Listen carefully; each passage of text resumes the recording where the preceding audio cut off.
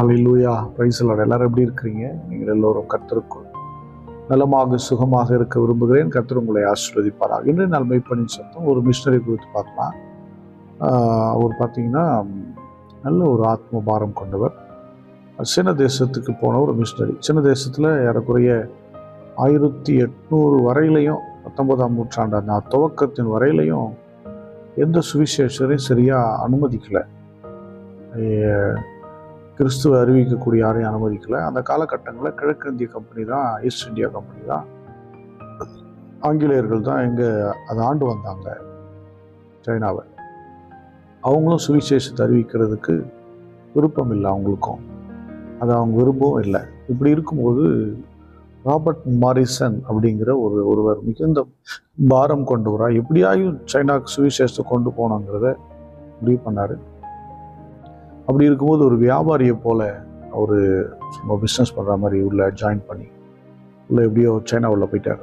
ஒரு business man மாதிரி உள்ளே போயிட்டு சுவிசேஷத்தை சொல்ல ஆரம்பிக்கிறார். அங்கே போய் பிஸ்னஸ் பண்ணிக்கிட்டே 18 மாதம் சீன அகராதி, சீன மொழியினுடைய அகராதி இவரே உருவாக்குறார். இதை கேள்விப்பட்ட ஈஸ்ட் இந்தியா கம்பெனி அரசாங்கம், அந்த ஈஸ்ட் இந்தியா கம்பெனி கேள்விப்பட்ட உடனே ஆச்சரியப்பட்டு பாராட்டி அவருக்கு டிரான்ஸ்லேட்டர் பொறுப்பை கொடுக்குறாங்க. அந்த கம்பெனி கொடுக்குது. நல்லா பாராட்டி அவார்டெலாம் கொடுத்து பண்ணி இவர் அப்படியே என்ன பண்ணுறாரு, கொஞ்சம் கொஞ்சமாக அங்கே உள்ள ஒர்க் பண்ணிக்கிட்டு சீன மொழியை வச்சுட்டு, அந்த அகராதியை வச்சுக்கிட்டு, இவர் தானே உருவாக்குனாரு அந்த மொழி, இதை வச்சுட்டு சீன புதிய ஏற்பாட்டை ஃபஸ்ட்டு ஆரம்பித்து வெளியிட்டார். இதை கண்ட ஈஸ்ட் இந்தியா கம்பெனி இவரை வெளியே அனுப்பிச்சு வேலையை விட்டு, வேண்டாம் வெளியே போ, நான் உன்னை வேலைக்கு வச்சா நீ இதை பண்ணுறியா. ஆனால் இவர் பயங்கரமான திறமைசாலி. இவர் ஒன்றும் சொல்ல, கம்பெனி விட்டு வெளியே போயிட்டார். ஆனால் ஈஸ்ட் இந்தியா கம்பெனிக்கு வேறு ஆள் இல்லை, மறுபடியும் கூட சேர்த்துக்கிட்டாங்க. அல்லேலூயா. கர்த்தருக்கு தன்னுடைய தாளந்தை எப்படி பயன்படுத்துகிறார் பாருங்க. மறுபடியும் கூப்பிட்டு சேர்த்துக்கிட்டாங்க. மறுபடியும் அவர் ஃபஸ்ட்டு வெளியிடும்போது 1815, ரெண்டாவது பார்த்திங்கன்னா முழு வேதாகமத்தையும் ரெடி பண்ணி 1824 வெளியிட்டார். அப்போது யோசிச்சு பாருங்க, என்ன ஒரு பாரம். கிட்டத்தட்ட 9 வருஷத்தில், அதுக்கு அடுத்த 9 வருஷத்தில் நியூ, அதாவது ஃபுல் பைபிளை வெளியிட்டார். அப்போது சுவிசேஷம் வேகமாக பரவ ஆரம்பிச்சு நான் தேசத்துக்குள்ளே.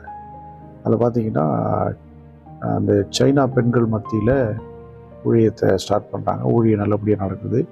சில பேர் வேத பாடம் கேட்குறாங்க, இதை டீச் பண்ண முறையா அப்படின்னா இந்த ராபர்ட் மாரிசன் தான் வீட்டுக்கே வர வச்சு அவங்கள அங்கேயே டீச் பண்ணி எல்லாரும் ஊழியக்காரங்களாக மாறிட்டாங்க. அந்த பெண்கள்லாம் ஊழியக்காரங்க போய் செய்ய ஆரம்பித்தாங்க.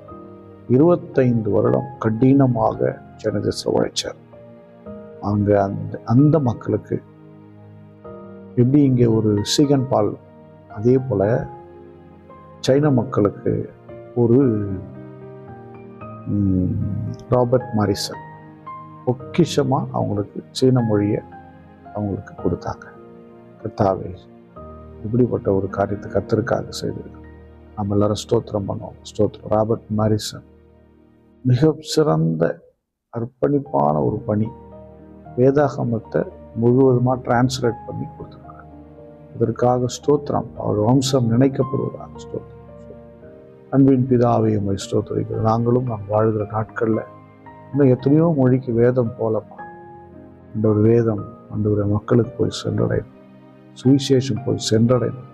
அன்றுவரே எங்களுக்குள்ள மக்களை எழுப்புங்க. பார்க்கிற மக்களை எழுப்புங்க, கேட்கிற மக்களை எழுப்புங்க. அன்றுவரே வேதாகமங்களை உருவாக்க பணத்தையும் ஆண்டவர் ஞானத்தையும் செலவு பண்ண மக்களுக்கு கிருபை தாங்குவோம். முனைப்போடு கூட ஊழியத்திற்கு கடந்து சென்று செயல்பட கிருபை. கரத்தில் ஒப்பு கொடுக்கிற இயேசு கிறிஸ்து நாமத்தால் ஜெபிக்கிறேன். ஜீவன நல்ல பிதாவே. ஆமென். God bless you. Bye bye.